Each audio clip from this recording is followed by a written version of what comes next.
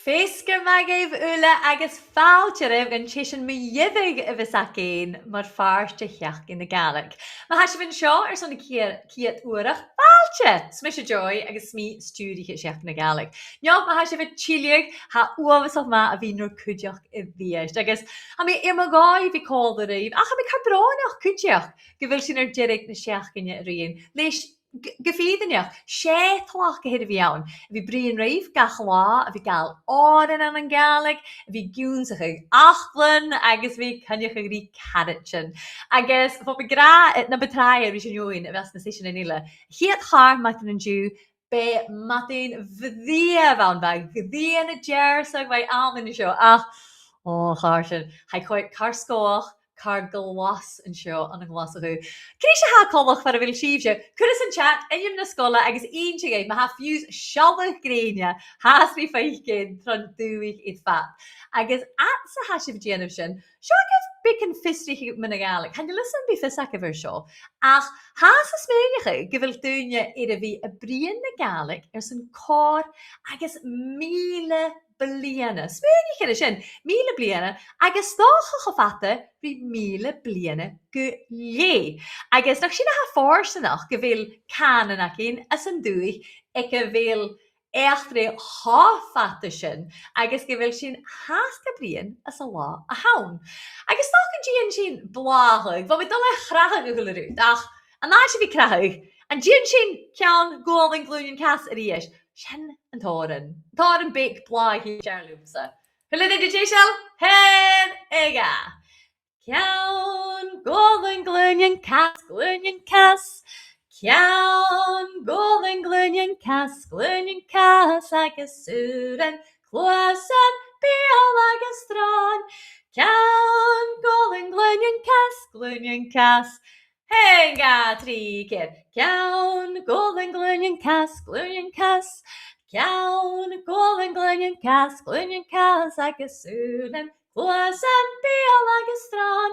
Ceann Gàidhlig glúin cas, nes lua, Ceann Gàidhlig glúin cas, Ceann Gàidhlig glúin cas agus súlan, chlósan bíal agus tron. Ceann Gàidhlig glúin cas, chlósan sitting again. Ceann Gàidhlig glúin cas, Ceann Gàidhlig glúin cas agus súlan, chlósan bíal agus tron. Ceann Gàidhlig glúin cas. Fos it lua. Ach go djefingje, ha mi bia inis agus díisial gus barach Gàidhlig I ionnsachadh.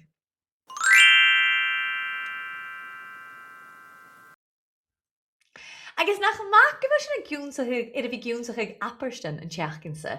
Leis gríad na rutain a churas bhí sé Gàidhlig acin. Agus siad a-abairtean bic a bídach a sin an bhí giúnsachadh ag as cléachgadh gach lá nar bheithan an láithil. An dú Hanán de luain ionsaigh sin apairt a bheit há féimeáil nuair a haisina féideach an car cí. Dé thuair sin, haisina chá cí ríseachú. Má héin chá cí ríseachú. Dé bhíon de máist. Is dé bíag mód dé bh sinna gra, haisina cháháin riú. Ceart, cháháin riú. Agus sé cíatain, dé bhíon chafuair. Haisina chafuair Bhí sé féin sin, ceart, chafuair bhí sé féin sin. Agus teirstún, in J, ionsaigh sin apairt a rudbeig na bate ach apairt glé chearst. Sear Gàidhlig bhríste na Gàidhlig sa híiste, cearst. Sear Gàidhlig bhríste na Gàidhlig sa híiste. Agus siach cainach ag sin. Sé cóirlig go má féim lei sin. A céalcha go bhfuil na sear a bhí cléachcaigh a Gàidhlig a ha acah a máte a bhí túnda gan a bheorla, gan scéalbode. So mar sin má haisibh strí bicin leis a Gàidhlig acah, ha sin cearc go leor.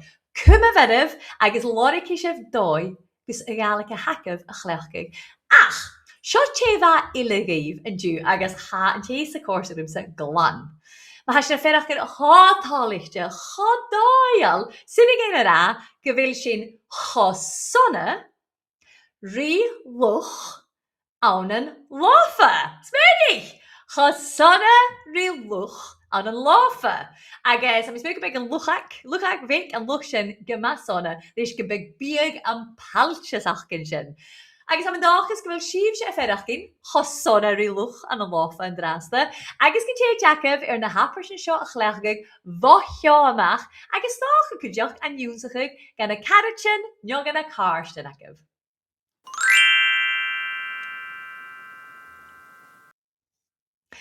Agus gachhá, ha sin cuideach ar a bhí a cynneach ag carachin úra. Sgoilearan a ha gymachol a chréimhse agus iad a fiach na Gàidhlig a chléachgaigh na bheithean an mhaigheal an an dòighean difrichte.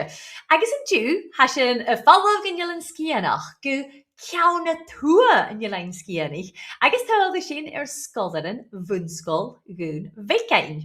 Nis sé hana Sgoilearan seo gymach díchalach, ha cuideachcha col a chréimhse filanta an an Gàidhlig. Cuideach a ha go ionnsachadh chanilach ach bic an Gàidhlig ach. Ha club Gàidhlig cuideach achcha is dé na scoile a ha foscailte gan na h-uile duine. Mar sin nach eich sin me na chléachgus an h-uile is dé na scoile ach cuideach tron na lá.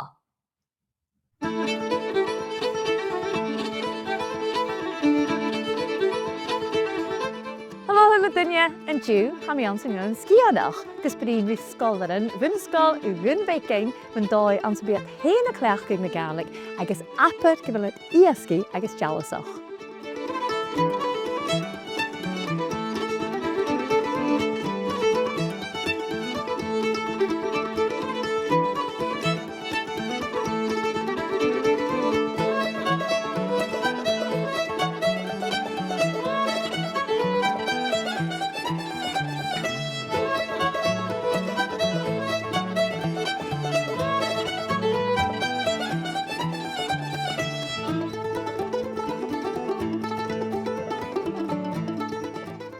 But a hash of a carston. Gàidhlig, nes hóla mise go raibh sibh ionnsachadh ní chicken gymach cuitamach agus animal sin ceart. Cóir a bit sibh ionnsachadh. Agus a bhfuil gingin na háring ag má de bhór acairse. Big sé teánach áirin na gáil an drasta. Bíl? Sin háirin na gáil sin. Cíle marú, dis na Cuiridh. Daniel hi, agus an bhosach in íse going dé han ára John Mayer, dé spáir a hasíise thula duine sa chláis seáil chuis. Ashton. Amen, ha mi dhéan amen sa sin thula gomach mésalid. Mahé. Mahé. Right, bil sin déis. Thula duine cála. Trí, ga, hús.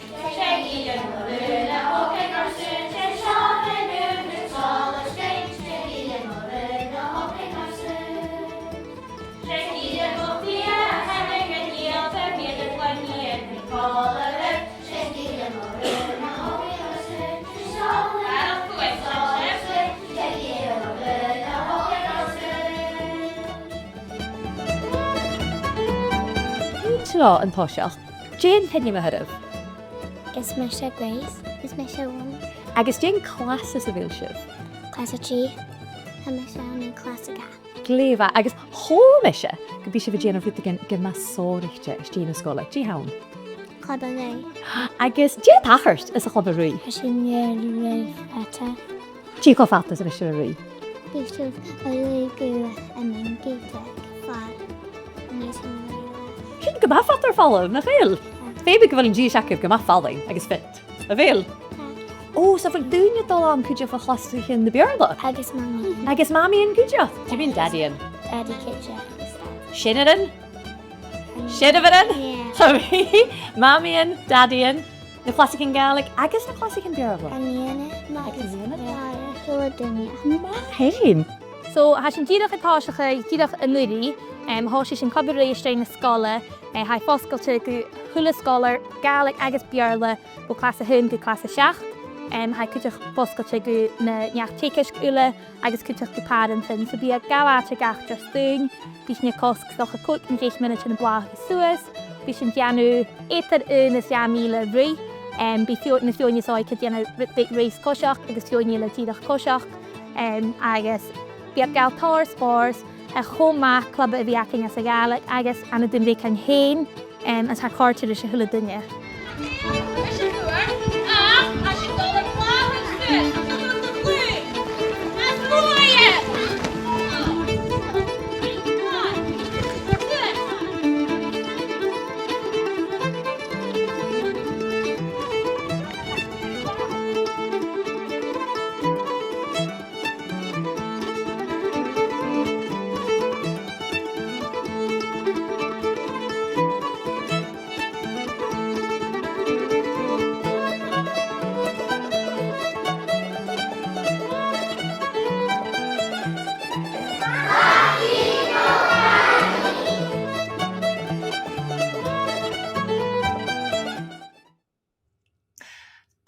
believe she scolded in Bhunsgoil Dhùn Bheagain. Was she sorgte nach ma she uile a GME P4-7 agus fachod ionnsachadh chloinn mar a hasibh a cuideach cacha chéile le bhí tucail achlann a tá hasibh rí. Hasibh go maith iascí agus ha mi smúneach an facha sin uile an teachcinsa há cudramach sa haid a bhí a cleachcaigh na Gaelic gus nach cail sinní. Agus céinnig heb cuideach an téid acah ar na videoin uile aichcin van na heachcin ar an channel YouTube acin.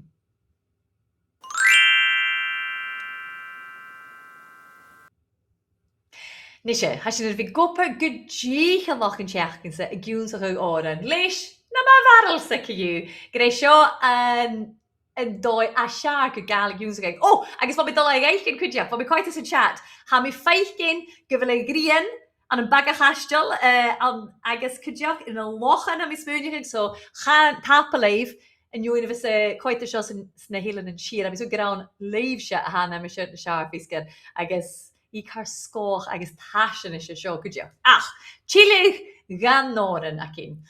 Sana postrí han nóran seo, sin hu am smúneach in na meisir. Agus bring sin opper fór ar an nóran seo. Va tórán ach nach sinne a bheit díchloch. Agus dú, chan yo lacin, rifachgan ile ionnsachadh, chabi sin ach a gal na ha acin. Agus ionnsachadh sin Dihaoine in chéis. Rwy'n cyfyr sin. A mi so gyfeil, ach nach gaf sin call ag diolch ar sy'n a fi cyn diolch gyfeil I acin. Fi Màiri Ruadh Gàidhlig an noch, nyr a chluinne drwm bwyl. Agus hyn ega.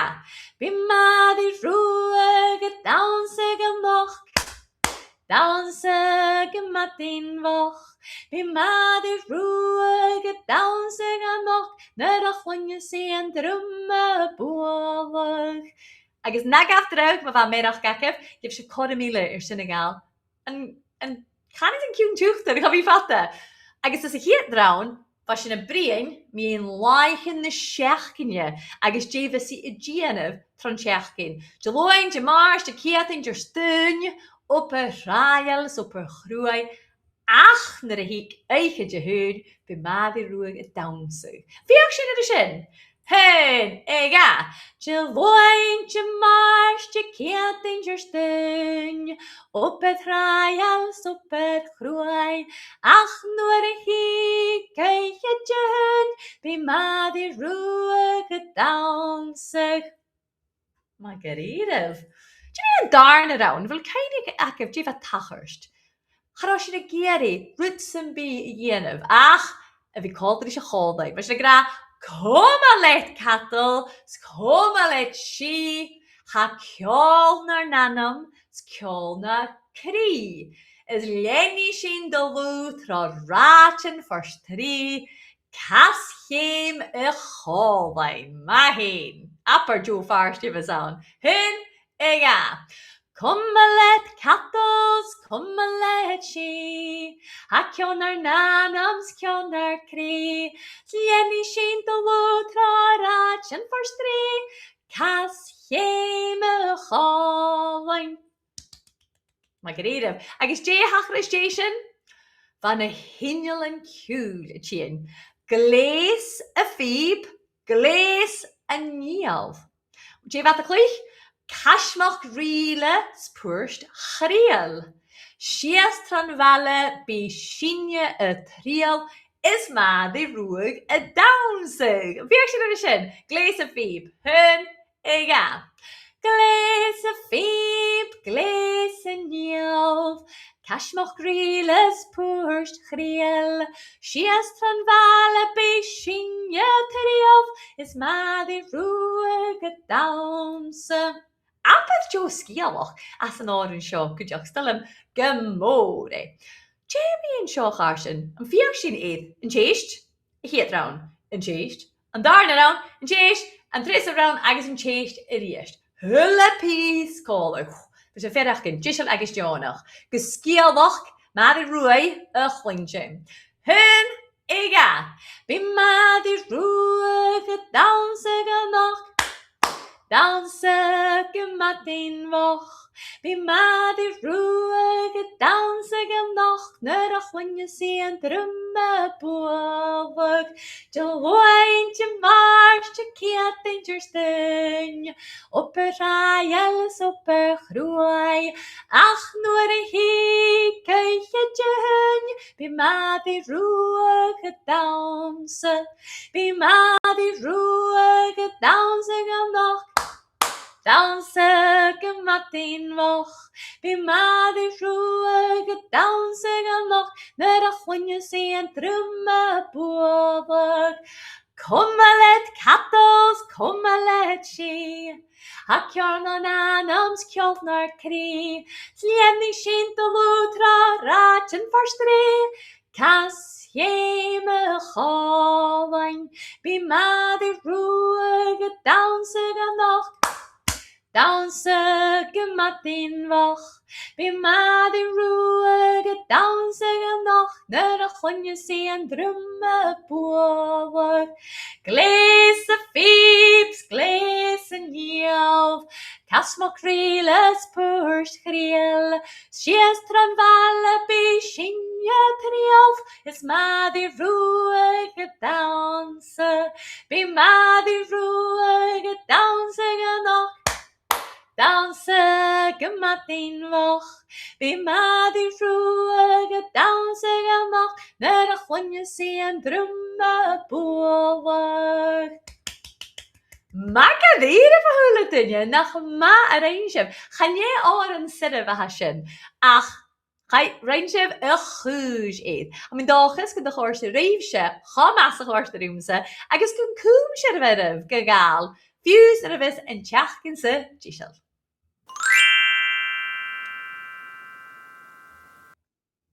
Agus ruta seár cháistin, gachhá sin bhí curioltas dúine úra, agus chanána bhain go bhfuil sin a tachar fi carachin an scoiltin, ach sin cúideach a tachar fi cúideachs a cleachcin na Gàidhlig an an a-muigh Gháid na bhith an mhaigheal. Cóbhacin Dihaoine bha callamach go léin, agus an uair sin Marst bha Patrick seo le súla, agus cúideach leis an díos éile cintain an Peggy, agus cintain me bhír a chuú éile, súla, ráise, agus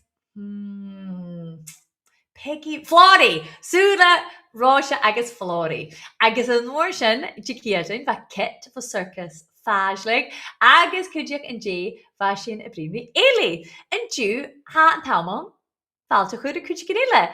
Ross Christie as an open. Fisgur magad Ross. Fisgur magad sa h-abairtean. Uamsach ma deichgin, agus ha buan je scoilearan an chlas a céir go seach seo cóilearan Ross. Had uamsach iasci. Agus had I géirí barach einamach with the dhéans. Och, ma hyn nach hiad ha cód. Well, Smisha Ross, ha mi fyrach san open, mar a Joy, be cúideach a bheolach ar an open, ha mi'n dáchas, costan ír, gin dúich. Ha mi fi fyrach seo an ír a bha Fatma bheitthe, ach fa mi fyrach an san Eilean Sgitheanach san Grisha, agus cúideach an ghlasacha, ach mi nishe ash an a ballamadach, is ha mi mheadhan a bhí ash I can tay.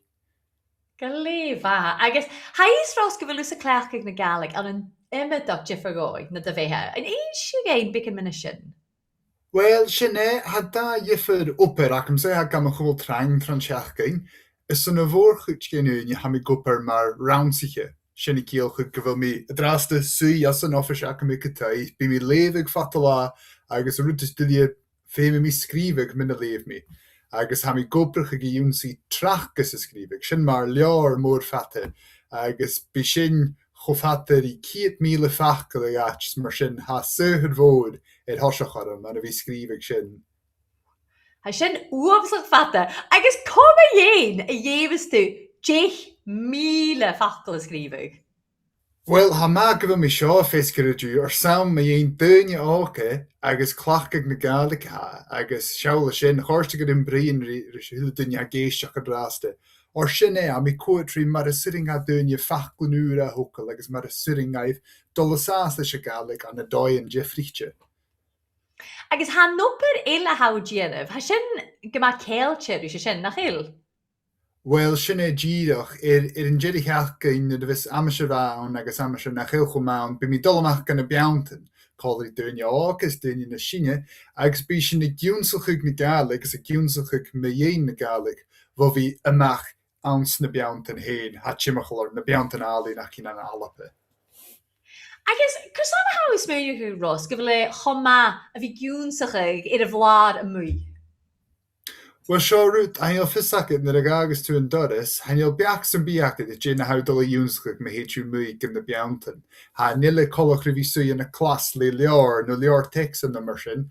Ha sin dolamach agus mar éisiamplar lá bhí hiún bicin teachníon, cha sin amach bain gymach bic a seo san ápan, agus chai fiorach rúig seachatórn an staran. Agus bas na brion mun achol fiorach, fa duine jólach an achol fiorach, san a rút bic sin, ha dulus tí cráhan, ach ha kengiltje dus an achol fiorachal. Agus mar sé duine fiorachal a hynnydd, hau hanilism ha uiacat an a jiffer rutin, ha rutigin frinasach, hau lua dol a fiaganatje, agus hau mar rutin a lorach cúteach. Agus nach e sin díadach a hanum fiorach. Agus mar sin levi clach in a Gàidhlig, chur sin jólas a bharach an achol, agus ha min dochas gun stick sin an a caine géine is a leisgan de ionnsachadh sin mun achol. Is het seo, gaat de bhfuile anam sa riamh, yn cael sin a bheith idir a bhí fiorachal, agus, wel sin a rwyd, sin a bhí císe grána sa sin a hwyr fiorach yn nynnym. Ach, sy'n gain tór ionnsachadh, a colach rís sin, fo fi dol amach is coidir eniam yn fiantin mar isiamblar, eniam a hyd lochen, agus eniam yn aches is a humandus. Sinné bha mí muas na bean an cáladí caricin ag nach rua Gàidhlig, agus bhasnar san cosach haula seo. Agus urs me seo, hanil se do fasce sin sailliamh, a bhafpe bha innim an áte sin scríbte, sé bain bocalach a bhir sin. Sa fisacin na han an bocalach, sa pís talamh bocas an téitiú is bíú do liuchig. So mar sin harúme se ítir san golan ála sin, surs mi, okay, híimi sé ver 2 mhíle na binne sin, a nimime se dul asaslis. Mar sin ha buanach gun an leid na Gàidhlig muo na beantain. Ha, agus bachóig ein uile boclich a cheachnig with surige gehari va sin an mui. Ach, sin jo chorlia sin, Ross, vi torst de stay rutin a ha korstrut, vi agus vi ionnsachadh mun sin. Tí sé a chorlia vedigtig an nuin oca ac in ha. Stoch a géri barach Gàidhlig a chlechig nur nach Eilean ionnsachadh. Well, sinne díadach leisgade canan a haun, ha a thuile chusper san tail, go bí dé a rutas a bhfuilúiachad, ha fisacin nuile mí an ceol, ach má gúte bhí dolamach cosach, clúich, a muigh, sa chaile, no, go bí dé níú stein na rutan as a bhfuilúiachad hín cácarach má gúte bécarach no, a nilasam ha mach chéile janib fia. Ha fachlan Gàidhlig chog hengeltir at seo. So mar sin, Volin ne cwrsiactan as y fel uiacaf, fiach yn tŵg sy'n ffacl no ga an sa Gàidhlig, gach turis yn nisif sin. Lefi clachig ffaclar no lefi dolir laine, sa sin cwr as y biarstas dy iolas a hacin. Sé cóirle feed fa, ha sin. Agus un chéist eicher, mis allam sin, ha vi curna céist seo a hula duine teachcin sa. Déan fachgol Gàidhlig a Charlotte, agus cursona hawcho déalaí. Ja, keist dullig san crìoch nach ag, wel, ha garach ag gach lá fin mir ar ha mi deunig ionnsachadh fachlan ure. Chun fachlas ure ionnsach mi, sé scrotig. Fachgol gyma sian asante, scrotig. Ach ha ciolach nar a hanna cyrich y mwy an san asach agus ha géile agus stormatíon hiúa te tí an crin cála no fiochan rí fallach cúla chéile. Agus sin na cyrich ha ter scrotig. Agus sin ha mis er vi genevas na bicin seacin na galaf licho fluch sa ha er vi. Ha mis er vi scrotig, stay sios an tais, cwmol chidam as bla. Is het seo, sé, fin mi adjach a greu fachgol ure ha sin gos a cwdio ach nach ma gybi sin a ionnsachadh a chui. Ha stat a ionnsachadh, agus chan lygu Jeffrey Jane Uja hasib? Sin e gírach, ha stat e ichid. Wel, taplet gymor Ross, apar gyda tlach gyfawn cloinn sin fwyaf, agus a chorlia eimar la sin, cwydioch a chloinn sin, agus bearlam gybrw o capdi ffrwyd, fatan ysgyr a chaffis, eg na carad sin ac ein gyfeim sin sori slan a galis, gyfel a narpys cheis mwyedig ac ein gystosig.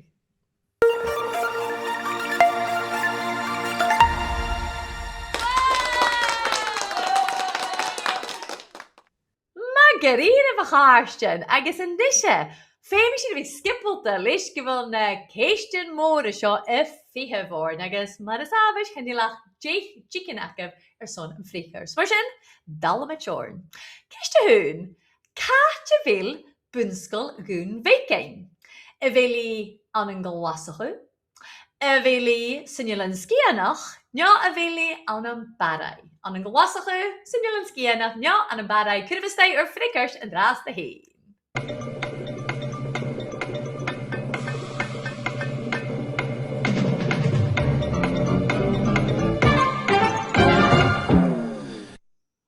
Nisha, céist gyrif, wel ham hwyl mis y greu céist gyrif fan, ach ar o'i eiter dyr geif sio, hasif ceart, ha Bhunsgoil Dhùn Bheagain a Eilean Sgitheanach an ciawn y tŵa Eilean Sgitheanach.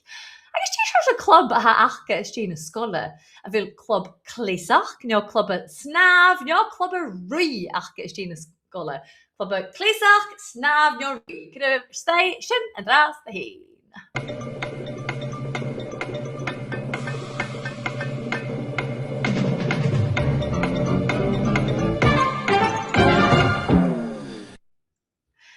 Agus a cháirstean, a bhíist, ciad amach a ciad.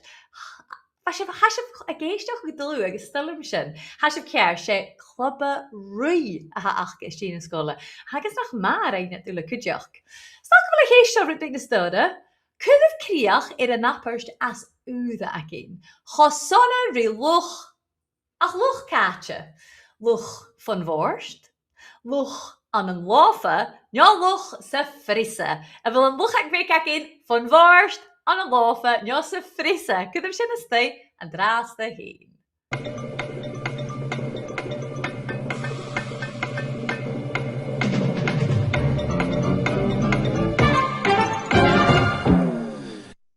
Wel, a cháirstean. Ciad amach a ciad a bhíist. Nach mar ein sin nach síb se a gléiste. Chosona rí luch an an láfa. Hasib ceart. Apers bhí álainn ha furiste a chleachgig. Ach ha mi cumar ma húl ar an uair agus Gymí orsach a cháirstean, chanel úne againn son barach héistean leis go bhfuil sin gusahí dísel. Agus ba mar son tain go hórsgeibh uile son a bhí códrum. Chamal an dú a bhain ach gaibh se go hári a bheit seo fat na seachcinne. Apad gyda tlach gyda'r fiawn, barach i yn y códr eif lys y Gàidhlig. Agus fasif díchalach, ionnsachadh yn thuafas, ionnsachadh sin an t-òran fat, Màiri Ruadh óran fa úr haisam ga cwtjacaf, agus a-muigh cwtjoch sialmachgal nio gras cainj cwtjoch tron teachgainn. An dú chola sin fo ar Cuiridh an Bhunsgoil Dhùn Bheagain, agus cwtjoch fa Ross, mar a chlachgus hen na Gàidhlig, as ha mi nágus gan dúg sin brosnach a gaibh, fu ge brosnach a gósa le céin, ha mi stol a dhéanamh arpa varach, gus Gàidhlig a chlachgig as an hula, so you've gebrí far a vilmi. Agus ha present bheith gacam sa gaibh cwtjoch mis alaf sib, ha ar Cuiridh ag twinkle chestan a chuidir dói. Gaibh ula a ha grad gan da gaf sib párt an na seachcin na Gàidhlig. Is be céalán gan a sin an drasta noch agus a chat futi na t-seachdain sin a luchtach a-nuas, stoch a frintig amach, nio vi go hasbanu go digitach hanner a ruasan, agus nach mar ein se vula va códreif, am dochas go se ma prósil as pein, agus gan cúm se virif a clechgig na Gàidhlig. Fi mi tain go hors de vors na Gàidhlig son na teichge a litlein seo i a vula, agus gan a t-seachdain va Jennifer groshe vi seo gach lá. Am dochas gan a hors de reif, ham in dochas go vi se vir as códrein a naflin cwtjoch, ach Eitar seachcin o Gàidhlig na bliana, agus seachcin na Gàidhlig na haflan, ha mi nágus gon cúm se virif a clechgig na Gàidhlig cho trích agus sa sirigéib. Ach fuam sa, joy an love, tírin drasna.